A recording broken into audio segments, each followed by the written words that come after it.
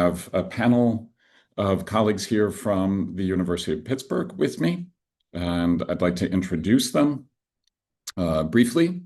And just to understand the process that we'll go through is I will introduce them briefly and then have some prompts to ask them to speak for about 5 minutes each. And then we'll open it up to a general discussion with the panelists, and everybody who's here is welcome to pose questions either by raising their hand or posting them in the chat, and we'll draw them out. So the first person I'd like to introduce is Kyaien Connor, who is our director here at the University of Pittsburgh of the Center on Race and Social Problems. She is a scholar in the School of Social Work and also an associate dean there for diversity, equity, and inclusion, or that's at least one of her areas. The second person on our panel that I'd like to introduce is my colleague and friend Michael Goodhart, who was previously the director of our Global Studies Center. He is a political scientist by training, a political theorist, and one of the organizers of many of the activities here that we might say are part of the academic resistance to the current Trump agenda, and has been leading various initiatives on campus that have been very important for all of us. Paul Johnson, the third panelist here today, is coming to us from his rustic attic in Lawrenceville, in a part of Pittsburgh. Paul is a professor in our Department of Communications and a specialist in populism, and has written a quite lovely book on populism and, in effect, gender, masculinity, which is an important aspect of the movement these days, especially within the Trump agenda. And finally, my dear friend and colleague and associate director here in the European Study Center, Erica Edwards, who is also a political scientist by training and specializes in transatlantic research on elections, electoral policy, and especially populism these days. So let me begin by turning to Kyaien. In particular, actually, Kyaien, you are on the panel as Associate Dean, the highest level of person in our administration here. And I'm wondering, exactly, it's scary, isn't it? I'm wondering if you could talk to us a little bit about from your area of activity within the university as Associate Dean and as a specialist in DEI and director of the center. If you could give us a little bit of an overview of what you see going on in that space here at the university and generally. Absolutely. Well, thank you all so much for inviting me to be here this morning, afternoon, whatever time it is where we all are in the world. Certainly excited to be able to be in conversation with esteemed colleagues this morning about some really critical issues facing us all in higher education. And I think what's interesting, and I want to give this little background, I hope that you'll give me this flexibility, because I think in terms of being able to come to this conversation, sharing some of my positionality, I think it's helpful also to know where I was right before coming here. Because although, thank you so much, Randall, for mentioning the current roles that I serve at the University of Pittsburgh. For the past 10 years before joining Pitt in the fall of 2023, I was a tenured professor at the University of South Florida in Tampa. And I was there serving in a number of critical roles, a special assistant to the Dean of the College of Behavioral and Community Sciences for Diversity, Equity, and Inclusion. I was the inaugural chair of the Faculty Senate Council on Racial Justice, worked in very close partnership with the Vice Chancellor for DEI there. I was also pretty engaged politically in Florida, working directly with senators in Tallahassee, Governor Ron DeSantis, which many of you may have heard of. And I actually wrote a bill that was signed into law in the state of Florida in 2021 to restructure the Florida Office of Minority Health and Health Equity, a bill that was signed in Governor DeSantis's office, while simultaneously we were seeing our school system and our university system ripped to shreds, including many of the programs that I had created. So I was holding these roles when we first began to start to see some pieces of legislation that were really targeting DEI, academic freedom, and the science surrounding those topics. First, things slamming sort of critical race theory, and then the banning of diversive concepts in the classroom, and then laws prohibiting LGBTQIA plus faculty from identifying their sexual or gender identities in the classroom, to the banning of books, to then the elimination of courses with race or diversity in the title, ultimately all funding removed from DEI programs, offices, and roles in public institutions. I even watched firsthand the hostile takeover of a college in Florida that attempted to resist. And as I look back at my decade of work at the University of South Florida, all of my colleagues are no longer there. All of the positions and programs I created are no longer in existence. And I think it's helpful for me to share my positionality on this topic because my experience with this is both learned and felt out of my own personal experiences, but also seeing some of the differential impacts within different kinds of institutions and some of the stark contrast between what I experienced in Florida and what I'm seeing currently at Pitt. It's important and critical to note that the University of Pittsburgh offered me and many others a life raft out of Florida when some of this just began. It's a little bit re-triggering and traumatizing to sort of experience these things back to back. But, many of us who lived and worked in universities in Florida, Texas, even North Carolina, I think saw some of this coming, but could never have predicted potentially where we are right now, 4 months into this new administration. So thank you for letting me give that quick background. As I move forward, since January, Donald Trump has signed 137 executive orders. While these orders are not law, they have directly attacked higher education in multiple ways that have had direct and indirect impacts with ripple effects that I think we still have not even begin to fully imagine that will impact us long after this administration is done. A few things I think that I'll highlight that have been the most concerning, or the things I hear most leaders talking about a lot at the University of Pittsburgh, is the concern around caps on indirect costs of federal funding. Again, this potential move from 59% for some federal funders to 15, although many don't think it'll actually be 15%. The numbers I'm hearing now are hovering around 30% as an expected change. Some of this still is up in the air, but any change would have a massive impact on the University of Pittsburgh and our ability to do our work. And even without knowing exactly where we'll be on indirects, Pitt has lost multi-millions of dollars in research grants, many faculty receiving letters, including myself, that our work is no longer matching federal priorities, and some pretty harsh language for many of us that we've received around the non-scientific nature of our work that's also being harmed, that's also harming communities. I can talk about that later in Q&A if folks are interested. And when grants are allowed to continue, we're being given messages that all language around diversity, equity, and inclusion needs to be completely swiped, not only from the grant proposals, but from our very own bio sketches and CVs, rendering many of us to feel that our work is in many ways being completely devalued.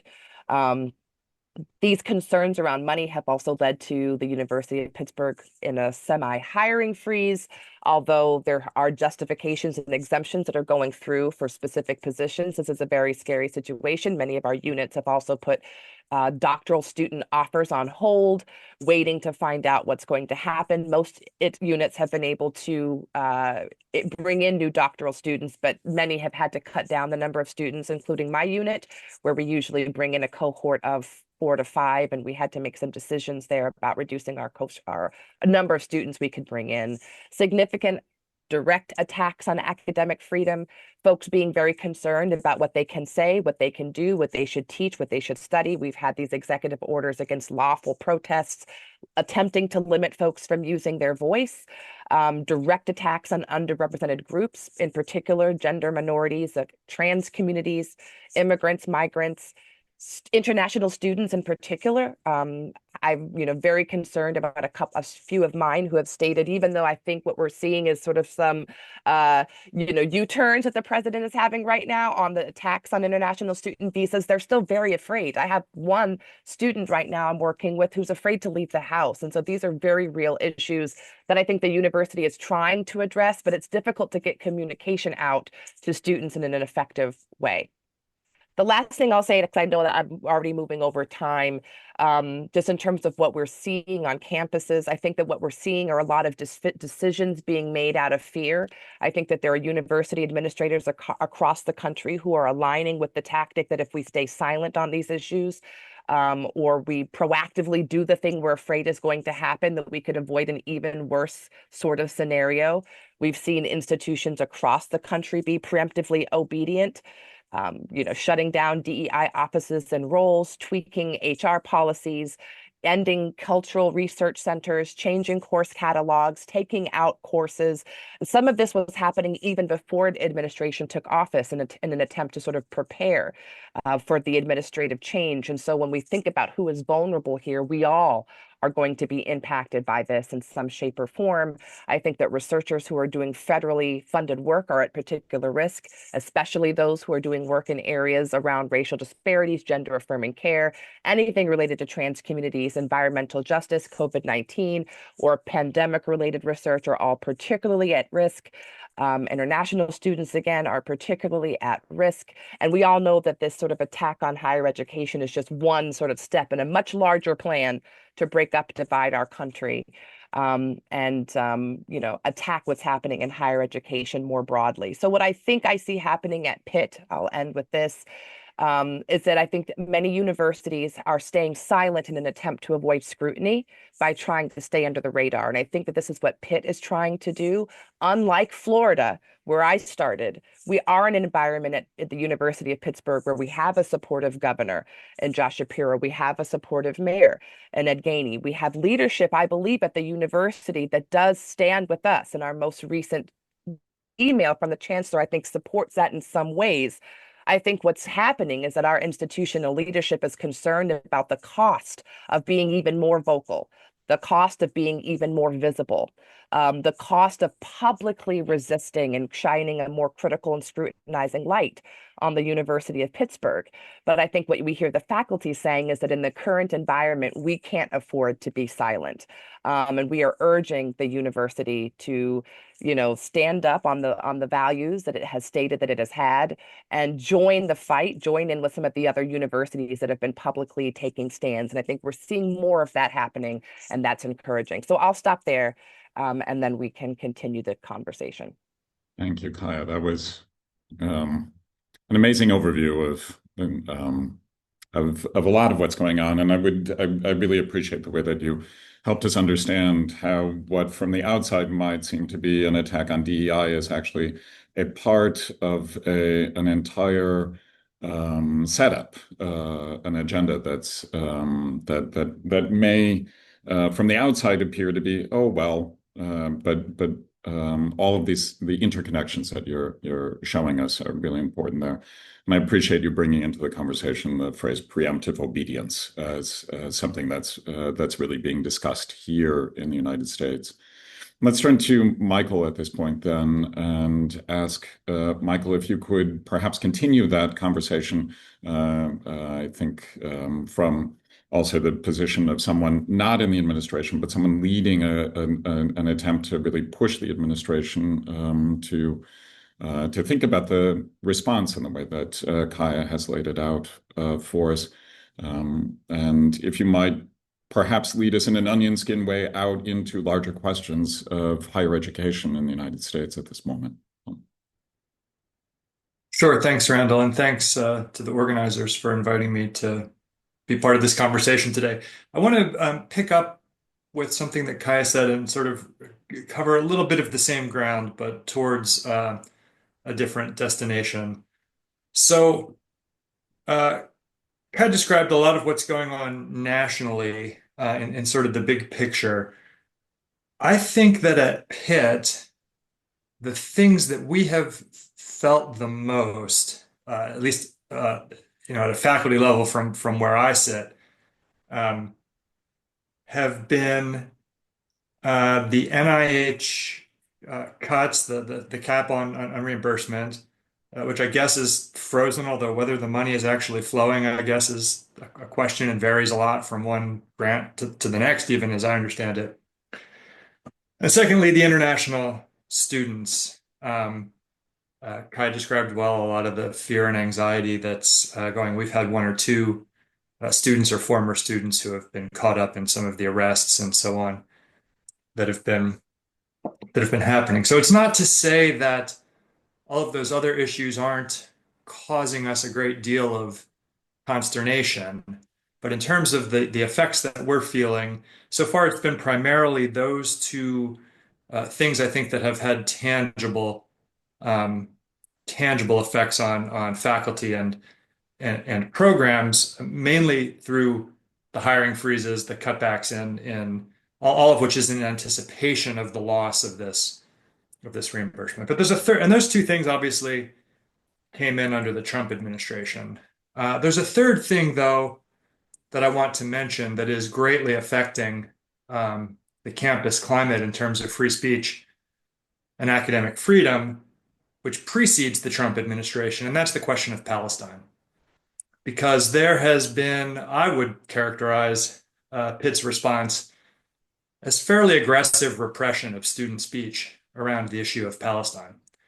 We have several students who are, at least one that I know of, who's been expelled, several facing felony charges as a result of their participation in protests.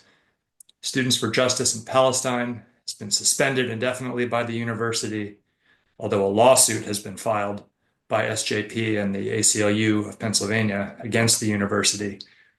And I think it's important to stress that the repression of pro-Palestinian speech began under the Biden administration. And I think it's important to stress that because these trends that we are seeing, while primarily driven by the current administration, are part of a longer campaign to remake higher education, to turn it into job training, to ensure that the critical aspects of what we do, I think, are sort of kept within the bounds of acceptability, whoever's defining acceptability. So there has been some organized pushback against these things. It was already in place. And I think this is important to stress and helps to explain why I emphasize, other than its intrinsic importance, the Palestine issue. Much of the response at the faculty and student level in terms of pushback has been more or less continuous with the activism that was already underway in response to the crackdown on Palestinian, pro-Palestinian activism and speech.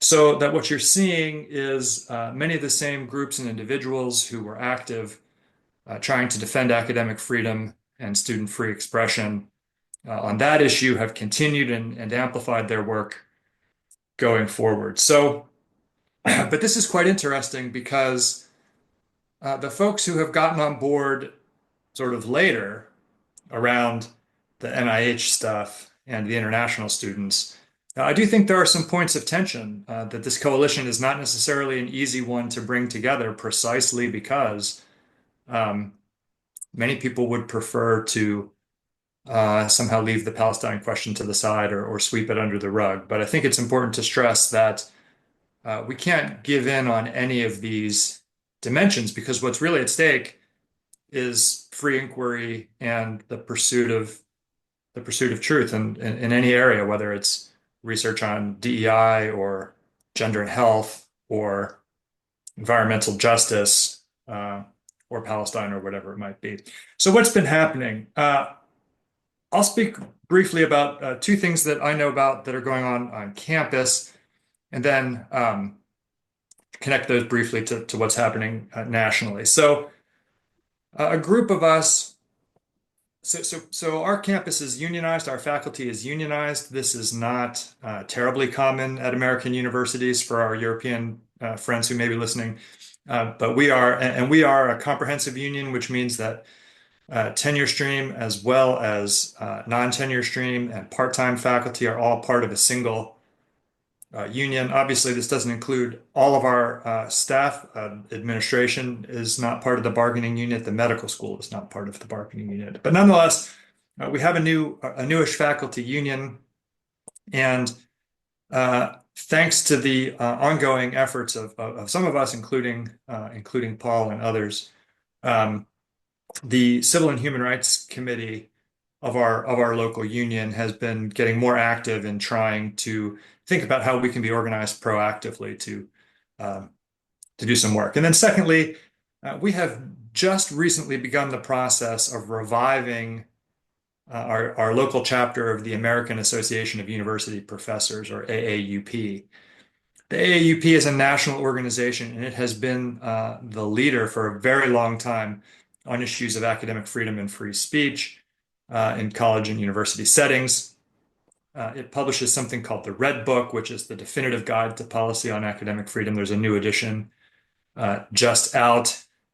I ordered mine and charged it to my research account, so that I hope that bodes me well going into the future as we need to fight these fights. And so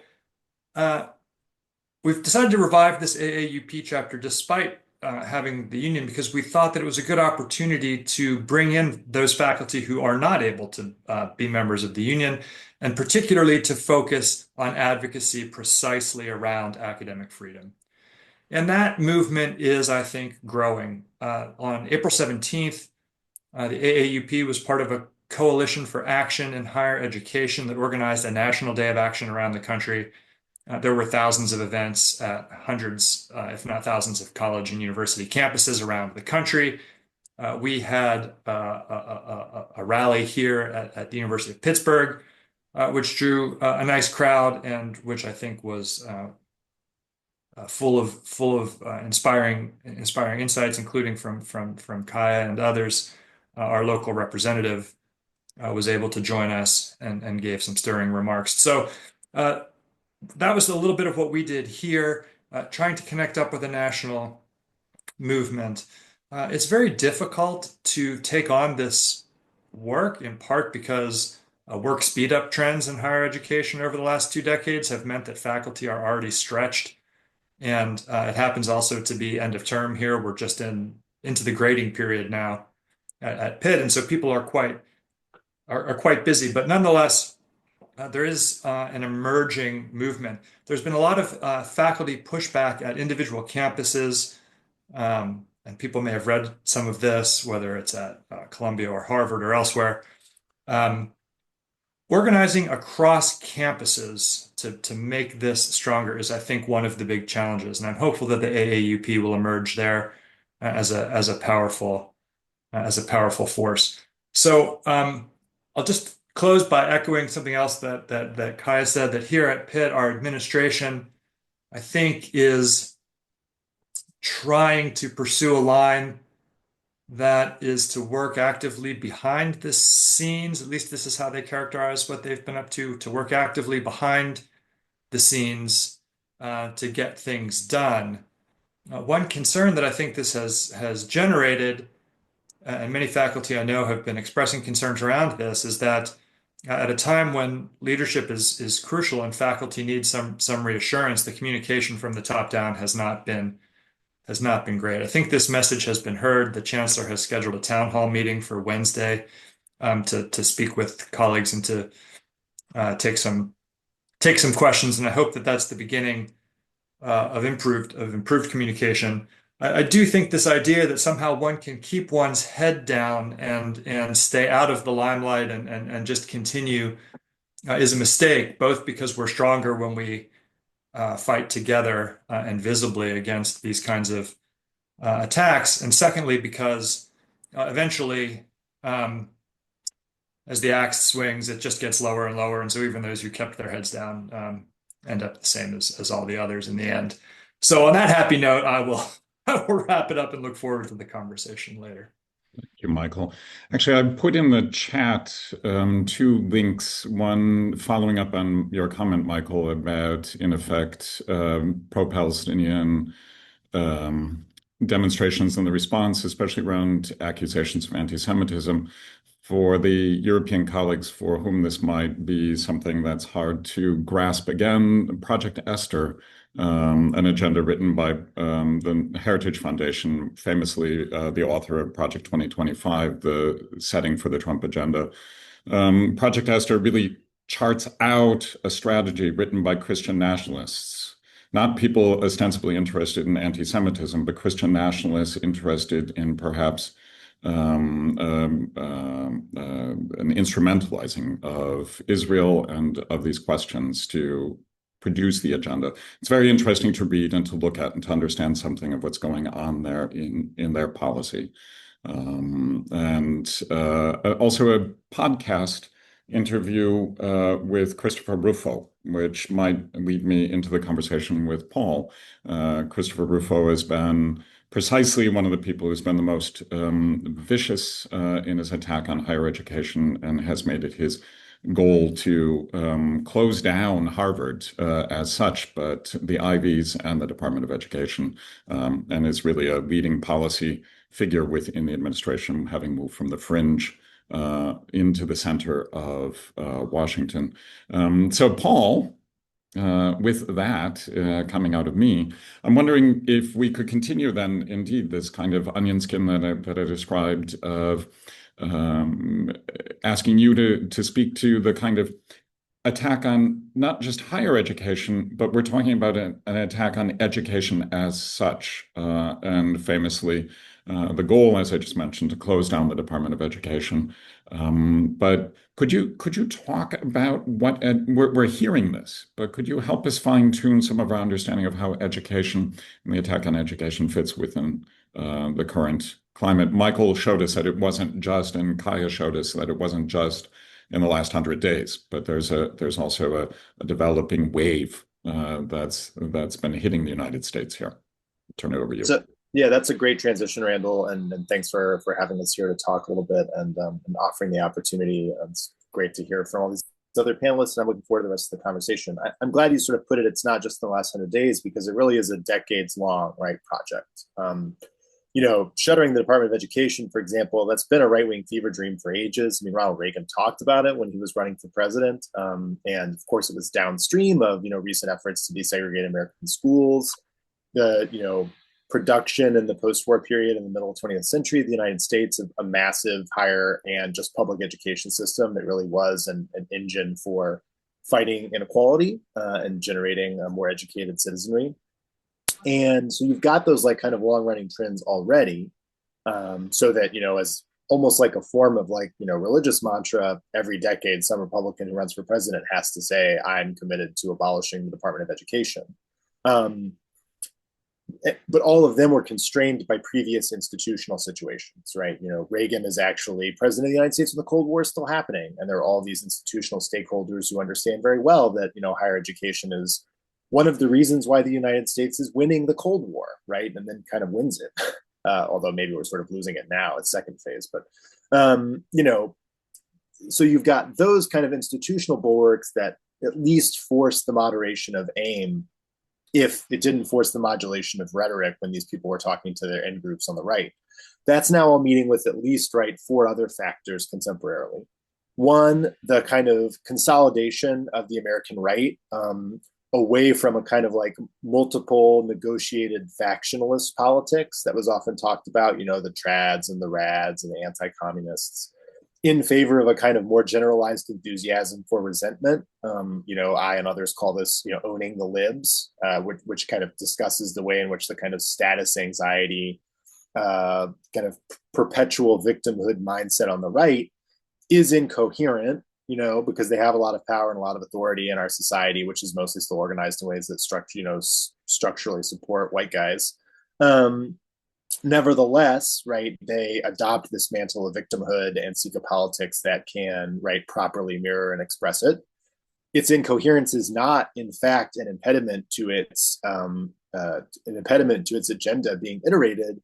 Instead, the incoherence is a kind of demand that these people wish to be made manifest in the world around them, which explains why they are pulling the wires out of, many of America's crown jewels, whether it be its university system, its the well-functioning elements of its welfare state or its public education system.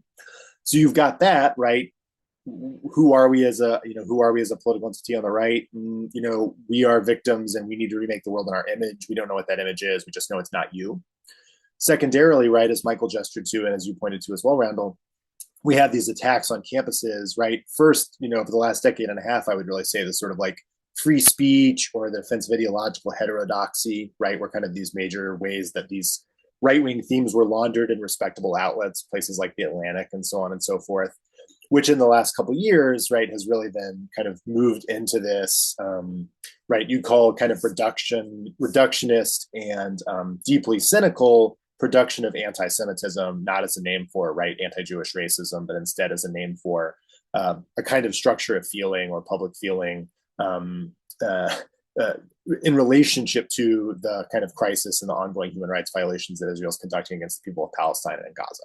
And to make that somehow a kind of like way to convert this general feeling of uncertainty and worry into a sign that college campuses themselves are, places of racism, and therefore they'll have to be remade and reworked, which is really of a piece with the free speech attacks, because especially during the sort of Black Lives Matter movement for Black life, the George Floyd uprising, campuses kind of were asked to do this extra work to stand in for the radicalism in society, because while some people on the right clocked that actually you couldn't just like openly defend the police murdering Black people was okay, they did understand that you could attack college extremism, right? The term social justice warrior kind of develops as a kind of metonym during this time period as a way of talking about liberal extremism. You'll see this in right-wing chat groups and, discourse analyses. If you look for the phrase, right, blue hairs, that's kind of shorthand for like extreme college kids who, think they know better than their elders and, think, trans people are people and so on and so forth, all objectionable beliefs. And so the campus has been made to kind of be this load-bearing, right, entity, right, for a lot of right-wing fantasies about how they don't run the United States. Troublingly, that lines up, right, with kind of shifts in the electorate and the way that it's become polarized. Because actually urban centers or towns organized around universities have been some of the only areas that have actually continued, like some of the areas that have done relatively well over the last 20 or 30 years, right? For example, Pittsburgh, we live in a city that basically is a pretty cool place to live because of eds and meds. The university is a big part of that. Now, Pittsburgh hasn't suffered this problem as much as others, but in lots of other smaller college towns around the United States, what was a previously pretty doable existence in terms of cost of living and so on and so forth has become more difficult for those local towny communities as universities have expanded. They've worked as predatory real estate entities and so on and so forth. And they've made the cost of living higher for everyone around there, right? Not just people that work at those universities, but also the people in the surrounding communities. So one of the real trends, right, whether or not American politics is realigned in a way that blue collar people support Trump now or not, I think is a very messy question. The question about electoral realignment around education polarization is less messy. That seems like that's a real trend. And so the GOP has also seen that they have a constituency that is, right, strong for them, where people, incoherent or not, resent higher education or resent education more generally, right, as the kind of opposite of the world that they idealize.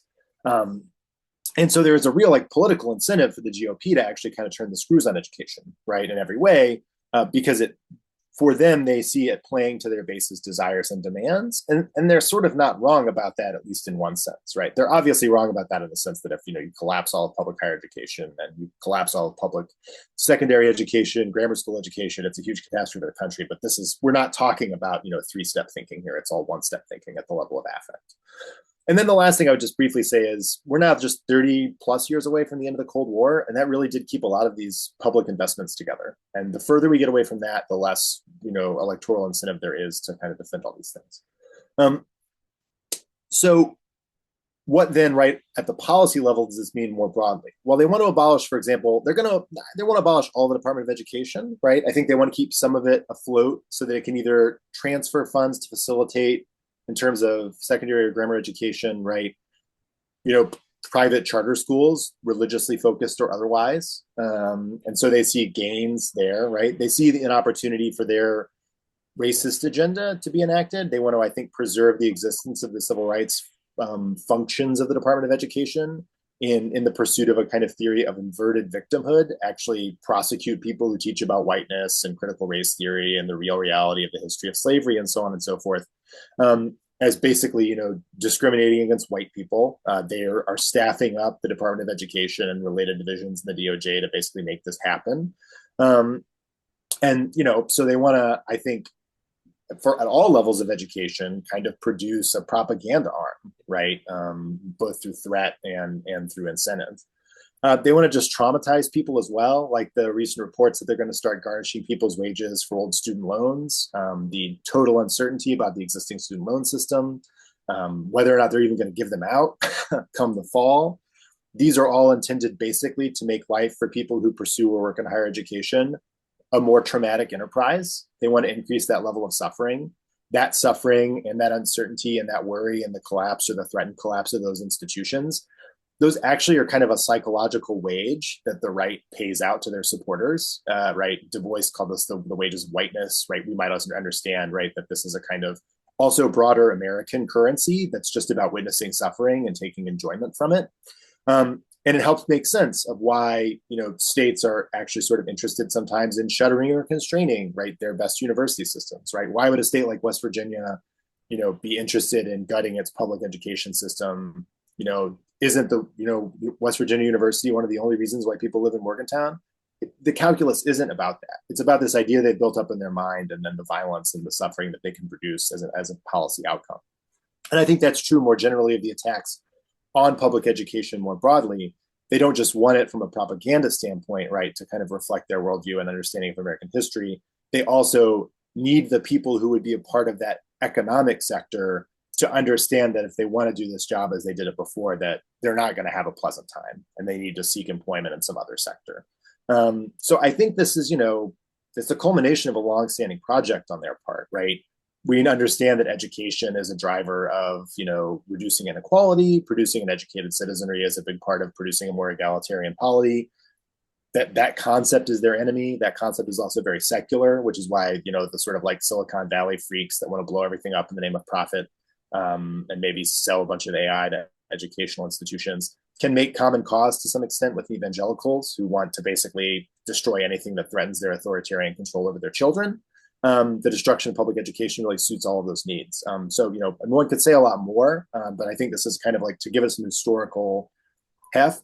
We're kind of, I don't know if we're at the end or not exactly, but we're on a certain trajectory that's been laid for a long time, right? Public goods were always threatening to the right. We're now living in a moment where it's more acceptable, and they see a window of opportunity, even if it's not popular, to kind of destroy these institutions or pervert them to their ends. And they're taking that opportunity, right? And you can't really, to a lot of them, argue about the logic of it, because it's not about logic. Or if it is a logic, it's their own logic about enjoyment and suffering and so on and so forth. And that's just much different from the kind of public goods logic that predominated for a lot of the 20th century. So thank you for letting me talk a little bit about this. Thank you, Paul. I appreciate that. I think I just want to reiterate, if anybody has questions for the panel, we'll come to them, but you can put them in the chat already and we can begin that. I think, Paul, one of the things that you're just in this way underscoring as a growing discussion here in the United States of this sort of, this kind of psychology of I'm willing to accept the difficulties that I'm facing in the current conditions because I can see the people who have been presented to me as my enemies suffering more, right? And this kind of public display of humiliation and suffering that is a real function of our media at this particular moment, or of our leadership, which for many of us is shocking and disgusting.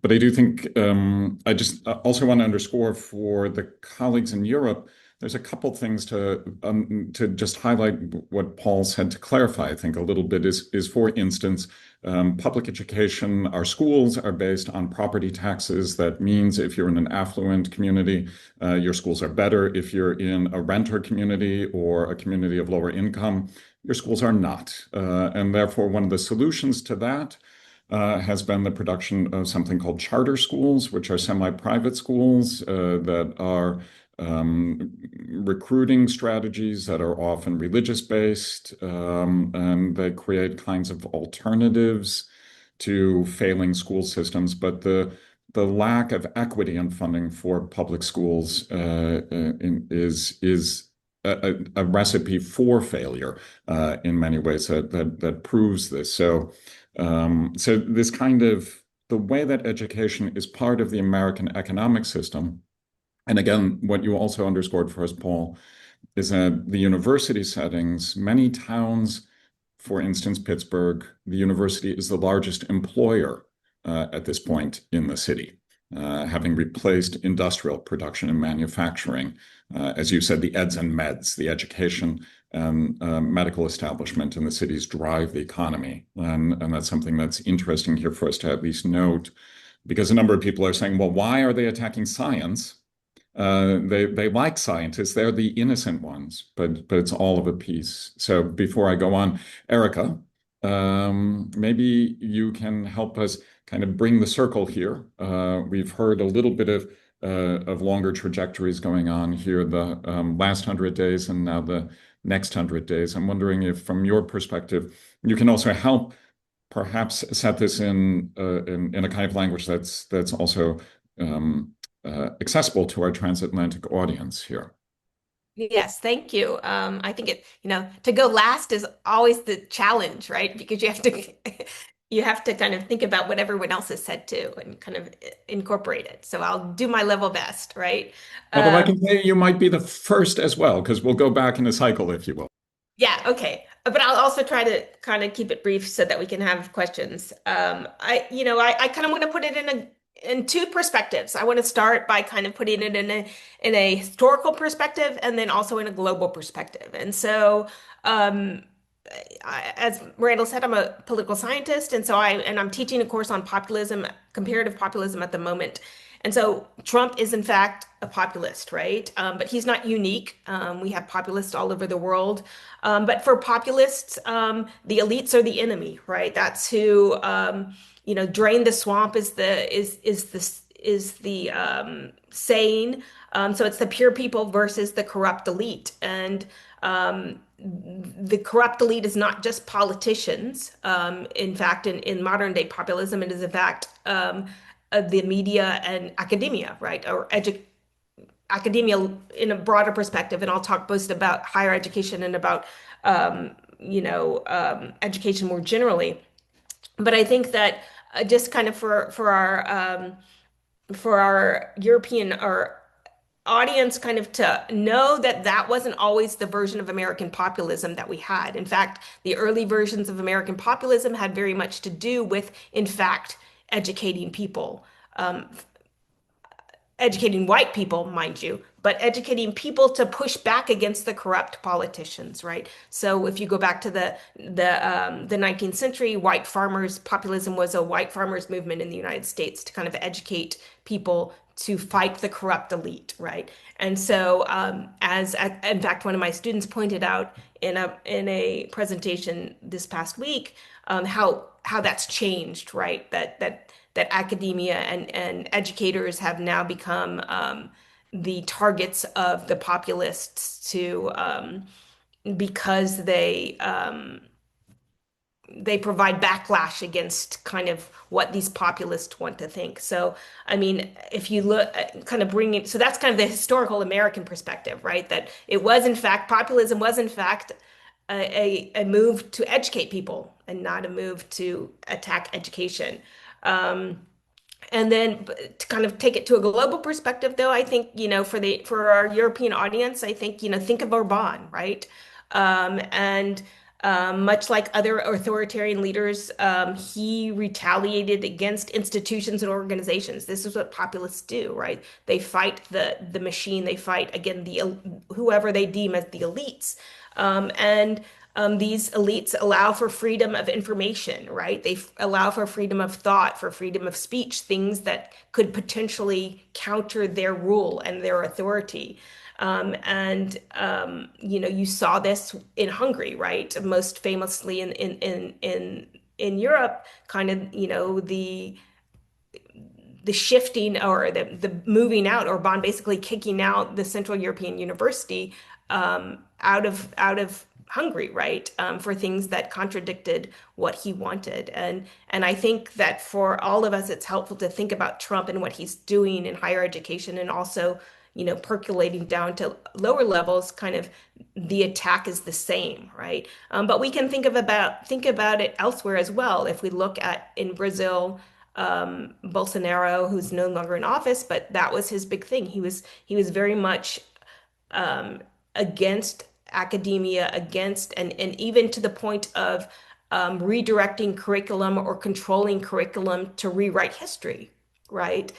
So that it shed a positive light on what he was doing, right? And I think that that's what we're seeing in academia, but also in K through 12 education in the United States. So that's kind of the historical perspective that I would bring to that, and the global perspective that I think to that. And I think kind of trying to bring in what others have already said, I think similar to other populists around the world, right? It's this us versus them, right? So and this idea of consolidating their power, but also alienating the other. That's another trope in what is populism, and kind of to hold on to traditional values, right?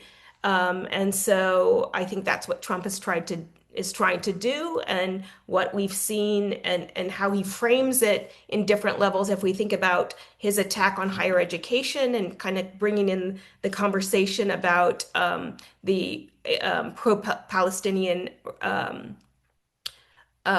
protests, right? And kind of this idea that, attacking academia on this anti-Semitism idea, which is in fact not his value of anti-Semitism. It's his value of his of kind of this Christian nationalism, which I can't remember who said it before. Or if we look at lower levels, K through 12, this attack on LGBTQ plus trans people, and kind of, creating this kind of fear, right, amongst people who support Trump or other populists, right, that creates, as kind of Paul pointed out, this kind of creation of this victimhood, right, this uncertainty. They're coming after us, we're going to be replaced, and kind of using those tropes or those phrases to condone things like defunding education, right? Defunding higher education, or giving states back their right to educate in the way that they want to educate, right?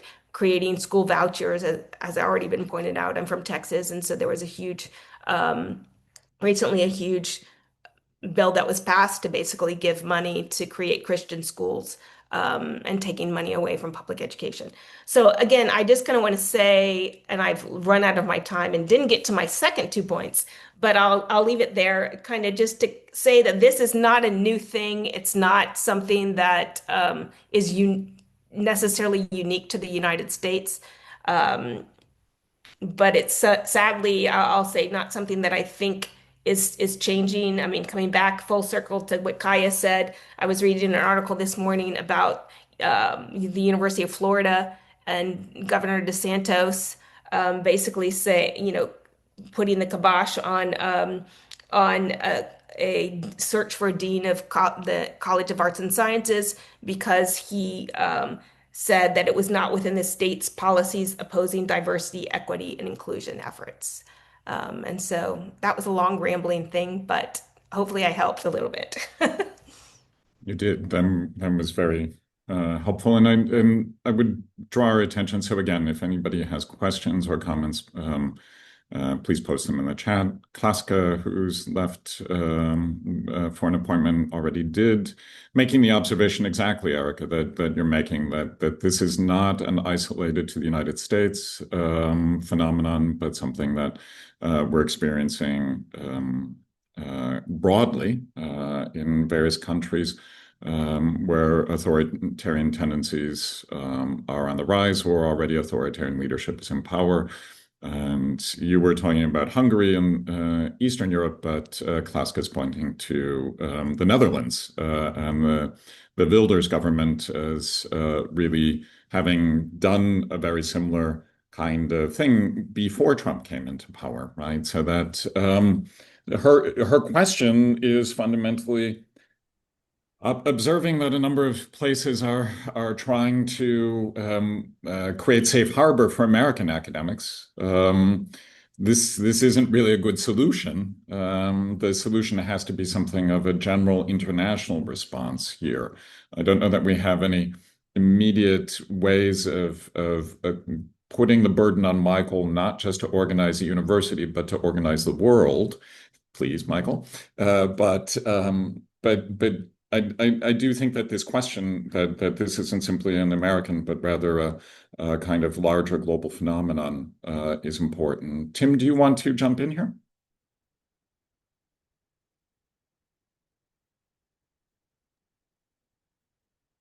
I have a different question, but maybe we can take it and we can let the panelists respond to each other and move our conversation a little bit further that way.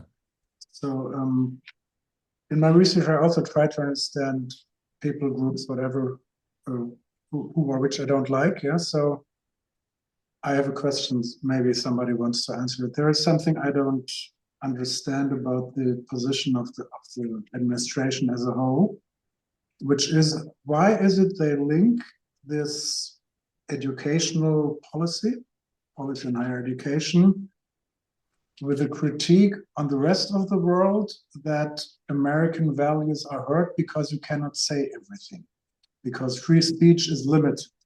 To me, it seems so obvious that free speech is trying to be limited within the US. It's hard to understand how this can even be linked to accusations of others not to allow for free speech. Paul, yes, please. So I think this is really like, a big cultural issue in the United States is that we have like a really robust theory of individualism that's a big part of our civic practice. And I think this has translated actually over time in the kind of like development of an ethos for many Americans that really fundamentally kind of believes in a sense that free speech equals you can say whatever you want. This means when people get a lot of power or authority, or assume that they have a lot of power and authority, right? This brings you back, right, also to the United States, the fact that this individualism is very much thought of in a kind of zero-sum way. So in practice, right, free speech is not true because living in a society means some views are adopted, other views are rejected. But in practice, right, you instead get, right, a difficulty for many to, right, assimilate that this is a contradiction in terms. And in fact, if the powerful wish to, in the name of free speech, respect the speech of others, that to them feels like an affirmation of their personhood and their correctness and their free speech. And so it just kind of like psychologically, cognitively, whatever, right? They don't process it logically in the way that you're discussing, or that we might first come at it from an analytical, right, perspective, or an argumentative perspective about warrants and data and claims and all this. It's about preserving their own sense of authority and power, rather than it is about logically, right, living what it means to be committed to free speech. It is strange, but it's sort of, I think it's kind of, it's embedded in some of our ideology, bizarrely. Does anybody else want to comment on either the question of the internationalism or the nature of free speech? Yeah, Michael? Yeah, I just wanted to come back to the question that was in the chat. And I'll try and keep this as brief and telegraphic as possible. But, there's this sense, about these programs in Europe to sort of rescue American academics. And I think it's worth noting about those programs that as soon as one reads past the headline, one sees that it's only certain academics who are worth rescuing. And it's basically those whose research is patentable, commercializable, and ultimately potentially profitable. No one's calling me or I'm going to guess others who are working in the humanities and social sciences and offering us a lifeline because we're not going to generate any revenue. And so I mentioned this to segue to the neoliberalization of higher education, which has been a global phenomenon and part of a global phenomenon of sort of cutbacks to the public, austerity thinking and practice, which has been right across Europe and North America for the last 40 years at different trends, at different paces, rather, with slightly different timing and looking a little bit different in different places. But this is important because so far today, nobody has mentioned capitalism. And I just think it's really important to stress that the inequalities, the social, the material inequalities that are driving the sort of politics of resentment that Paul spoke about earlier really have to be foregrounded in thinking about this in a broader context. Right now, of course, in the US, it's also about race and it's also about gender, but capitalism is always racial capitalism, as Cedric Robinson taught us. Capitalism is always patriarchal. And so, this is why we see similar politics of resentment globally, because the increasing inequalities and the pareback of the public and of welfare states is also a global phenomenon, again, associated with neoliberalism. So, we see a similar kind of playbook on the right. In his recent book, Late Fascism, Alberto Toscano brilliantly noted that fascism is capitalism that has achieved class consciousness. And so there is a kind of pushback that occurs that looks similar in form, because ultimately this is a movement to protect the kinds of material inequalities that are ultimately driving the resentment in the first place. So it's a tricky place for the people on the right to be, but I think it's something that we have to footnote. I appreciate that. Kyaien, you may want, I'm going to put you on the spot in a second, but I actually also want to at least make one small contribution here in this conversation, and that is to point out that in the attempts to close the Department of Education, which are not complete, but a number of units have been closed, and the unit that is directly related to Erica and my center, the International Foreign Language Education Unit, IFL, has been summarily closed. Colleagues who had worked there for 40 years are fired overnight. And that has meant a number of dramatic transformations already to the way that the United States is able to teach and research in the rest of the world. The ability to send students, to train students to learn languages and to actually have access to the rest of the world is now hampered. And I say that because in conjunction here with thinking about the relationship outside of the United States, it is a country that has only 36% of the people in the United States have a passport, and there are senators who are proud that they don't have one. Right. And so the relationship to the rest of the world and what Paul was describing or Erica was describing, there is no reason to expect that you need to be consistent, Tim, with any messaging about the rest of the world. The rest of the world is unknown. And you can say anything about the rest of the world without having to anticipate that the rest of the world matters to people in the United States. If it does, it tends to be people like us. And I keep saying at this moment, as the doors are closing, at higher education, the people here on this call are the people who are keeping the windows open. And that's really a very important function for us right now. So I'm also prompted to say that by Olya's question in the chat about the nature of Russian studies and Ukrainian studies in the United States, because while they're not a point of attack vis-a-vis academic freedom that we might say anti-Semitism or pro-Palestinian discourse is. The Slavic studies, Russian studies has seen a dramatic decline in enrollments, funding, and that's already related to the war in Ukraine. And the interest or the ability to think about Ukraine in the United States is also becoming increasingly limited. And so precisely, I know that Erica and I have been advocates for and have organized programming vis-a-vis Ukraine and keeping the kind of information flow going also with our Ukrainian colleagues. But Kyaien, you posted, but and I don't want to necessarily put you on the spot, but this question then of brain drain, and especially brain drain potentially to our 51st state, as Trump calls it, Canada, is also another place, right? That That's there true. is. Right. But Michael is talking about the kind of economics and who's being attracted. Do you want to say anything more about that? Well, yeah, I'll say something quickly, and then I have to apologize because I thought that this ended at 10, and I have another meeting I have It to. ends at 10, but we're continuing on the conversation because it's exciting. So, No, it's important. But I think I just wanted to quickly just jump in here and add that I think one of the things that we haven't, or hasn't gotten quite as much attention, or that we haven't sort of thought about more long term, is sort of the trickle down impacts of what is happening and how it will have sort of a long lasting impact on our communities, on our schools, on our students. For a moment, I mentioned this at the very beginning of my talk, that, Pitt gave me sort of a lifeline out of Florida. But when I look back at my former institution, it is completely unrecognizable to me. This was a Hispanic serving institution. And now every single program that had been created to provide additional support and encouragement to that particular community is gone. And that's going to have a significant impact on those students. Even now we are hearing word that some of those my former university, including all the other public universities in Florida, are partnering with ICE to surveil students on their campuses, rendering their own faculty feeling and students feeling incredibly, incredibly unsafe.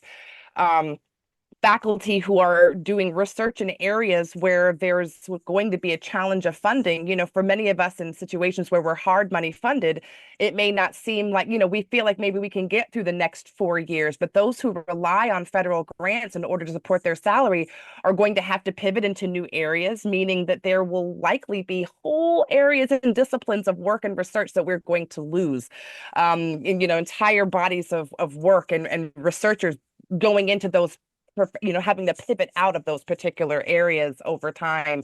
And so, yes, I am very concerned about what this means for our students, their ability to engage with the faculty that they went to universities for, knowing that many of us are reconsidering our thoughts about being in the academy right now, particularly when we're in states that aren't supportive, and particularly in institutions where higher leadership in the institution are not enveloping those folks in support and saying, hey, we want to keep you here. We want you to stay. How can we help to ensure that you're going to be successful in this climate? And this is what I wish that the University of Pittsburgh could do a little bit better to ensure that it's vocalizing that support and enveloping it around the faculty who need it right now. And I'll stop there.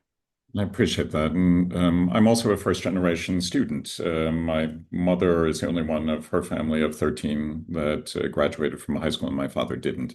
The ability to go to school and all of the kind of praise that higher education in the United States has as driving research, as driving research for the world in many ways is premised on accessibility and a kind of breadth of the ability of people to access higher ed, and that's being firmly chipped away at this point in time, making it into an elite kind of project and for training. Erica, and let me just say that if you do need to go, I think maybe we can make one last round here, see if there's any other questions, and then we'll call it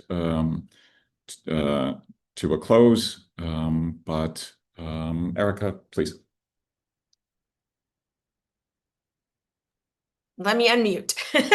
Yeah, I mean, I think that a lot of it has to do with the funding for various things, and certainly, Randall and I know the funding cuts and from the Department of Education, these things. But what I find perhaps even more troubling is kind of the fear of what you say in a classroom is real, right? And whether that's, that had become real 10 years ago or 5 years ago in Texas or Florida in a K through 12 setting, right? What you could say or what you can't say. Don't say gay, don't say this, don't say that. but that's moved up into that shouldn't have been there to begin with, but it's now in higher education, certainly in certain universities in certain states. And I think that's very troubling, right? And I think the message I would want to say to partners away in Europe or whatever is that that's not what the students want at the end of the day. That's kind of the one beacon of hope. When I sit in a classroom and think about or listen to what they want, they want to hear the classes on diversity. They want to hear these classes that all of us have, for the past 20 years developed to include, to have be more diverse and all these kind of more outward thinking. And I kind of am disheartened by, they're losing out on this opportunity because these classes are, and the attack on that freedom, academic freedom, in the classroom. But that's not what they want. They, in fact, want to hear more. They are eager to hear more. They are inclusive. And that's not that's not in their interest at all. I think one of the things that in my own generational calculations that left me pondering about our students is that now we're looking at new students coming to the university as having come of political consciousness, coming of consciousness precisely around the time of the first Trump administration. So we have students whose awareness of politics has been framed by the debates by the first Trump administration, Biden, and now this. And I'm wondering what kind of trajectory that itself means for the way our students perceive in the future the work that we're doing. Yeah, and it does lead me also to be concerned about my own teaching. Thank you, Kaya. I appreciate that. Does anybody, Paul, Michael, do you want to have any last words here? And then maybe we will call it to an end if there are no other questions in the chat. Michael? Yeah? Organizing the world, since you laid that challenge at my feet. I do think that one of the things that we need to do a better job of in higher education is articulating an agenda that can respond directly to some of the dynamics that Paul so articulately described for us earlier. And one way to do that is to push back against, and this looks different in different countries, right? Push back against the imposition of fees, against the student loan industry. In the US, this is pushing really hard to a return to public financing of higher education to make it available and accessible to everyone, right? A lot of what we have done historically has been to skip along happily into the arms of corporate and philanthropic donors and embrace a whole development infrastructure that has become perversely a model for universities outside the United States. And this leaves us vulnerable and dependent in all the ways that we're seeing now as board members and other large donors.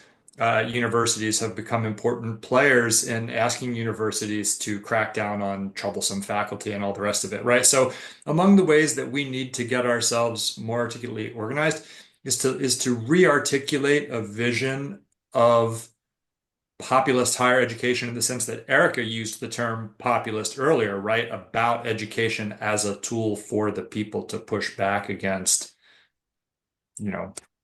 corruption, indifference, inattention to their material and psychological needs and so on. So I think we do have, there's a tendency to bandwagon on to the, oh yes, we've become too woke. I think all that stuff is wrong and just fake, actually. But that's not to say that higher ed doesn't need to do better and need to do more. We do need to, I think, articulate a better vision of what we're about and how what we're about is good for everyone, just not in the ways that it's become easy for certain, liberals writing in the Atlantic people to do. Right? We need to do better than that.